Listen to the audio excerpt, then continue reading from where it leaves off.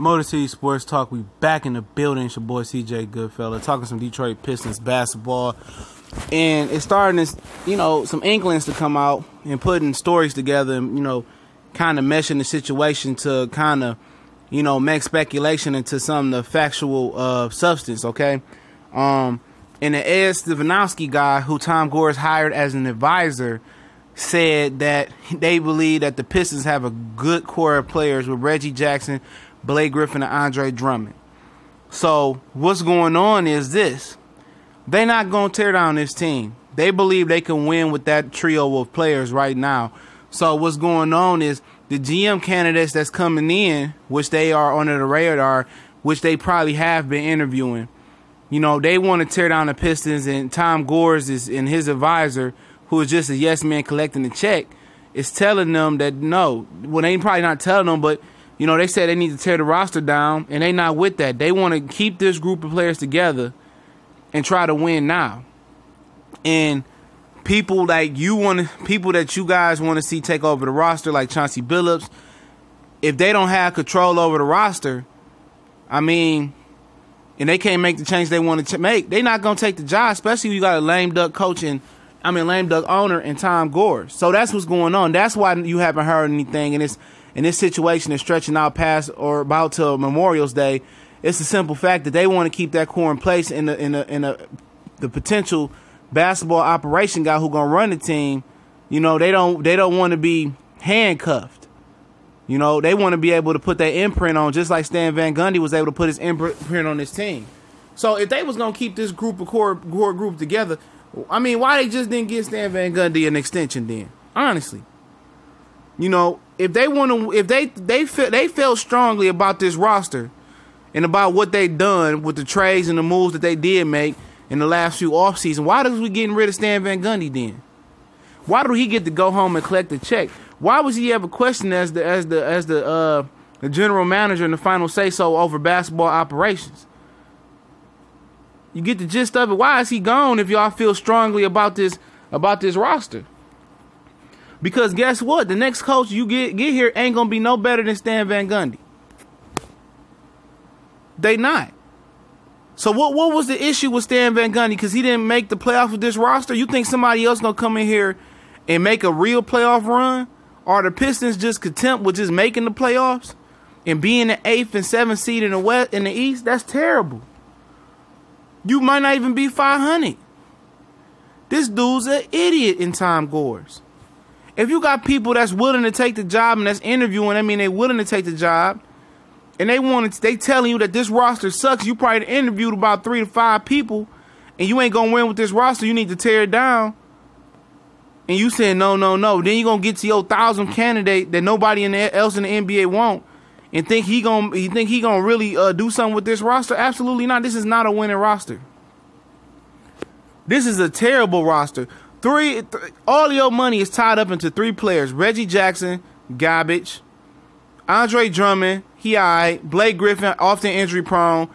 He ain't no superstar. He's a solid all-star at best. Right now at this point in his career. And it's mind-blowing to really think they gonna win with this core. You're not gonna win.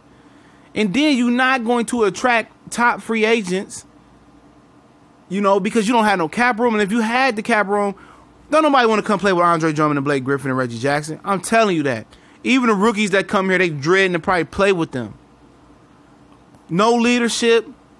Can't none of them play D for real. What do they think somebody like Dwayne Casey gonna come here and do with this roster? Honestly, what is he gonna do? He's not gonna do nothing. This is not winning. None of these guys have won on any level. Let me say that first. None of these guys has won on college or won anything in the pros. Okay? The Pistons don't understand. They've been in mediocrity for over 10 years now? And they don't get the game in the NBA? Look at the Seattle Supersonics / Oklahoma City Thunder. Terrible. Kevin Durant, James Harden, Westbrook. They was bad for 3 straight years. That's how you got to do it in this NBA. Philadelphia, they might not have the best picks, but Ben Simmons eventually got healthy. Nerlens Noel, that was a miss. Embiid got healthy. Markelle Fultz, that was a bad pick, but they got 2 superstar and 2 top 5 potential players in the draft. People don't understand. They think you can just rebuild and build on the go like Joe Dumars did with the going to work Pistons. That's a blip. That's not a trend. And if it was a trend, more teams would be building that way. Okay? More teams will build that way. You have to tear it down. All the way down in my Bill Walton voice. Throw it down, big fella. Throw it down. You got to tear this down, man. And you got to start off from scratch and be bad. Because even if you still bad with this roster. There's no guarantee this roster going to make the playoffs. Even if Red Auerbach came back and coached this or Phil Jackson came back and coached these teams. There's no promise that they're going to make the playoffs. And you just content with making the playoffs and being a middle of the pack team and being 12, 13, 14, 15, 16, or just at the end of the lottery, just outside the lottery. That's not how you build because you can't coach, you can't scout, and you can't draft. This dude's an idiot, bro. He's an idiot. You got to be a bad team to get good talent in the NBA to Detroit. No good talent is walking to Detroit saying, I want to go to Detroit and play basketball. No, it's not happening. You got to grow. You got to draft them here, grow them here, and hope that you can get enough of them and put enough supporting system and enough vets around them for them to grow and have great careers. That's how you got to do it. Minnesota's another team. Karl Anthony Towns, Andrew Wiggins, cornerstones. Then they was able to take some other assets, get Jimmy Butler, get Jeff Teague here. That's how you got to do it. You got to get the 2 cornerstones at least of your team. 2 cornerstones, 2 really, really good superstar potential players, cornerstones.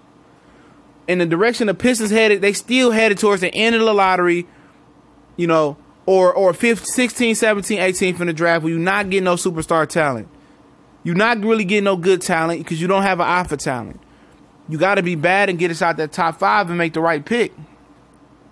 But they don't know what they're doing, man. This dude, man, I mean, this is worse than Matt Miller, man. This is worse than the Fords, dog. I know the Lions have been in mediocrity ever since the Fords have took over. And they ain't won much of nothing. But this guy ain't going to win shit in Detroit. They got to get this team out of this man's hands. It's as simple as that. He don't know shit, and he ain't going to do shit. You know, he don't even watch Sports Center. You can turn on ESPN Sports Center or 97.1 The Ticket. They can tell you that this roster not good. It ain't going to never be shit. So now we've been behind for over 10 years. He about to put us behind another 10 years. Because he don't know nothing. And the people that know stuff in the NBA is interviewing for the Pistons and telling him that this roster is not good.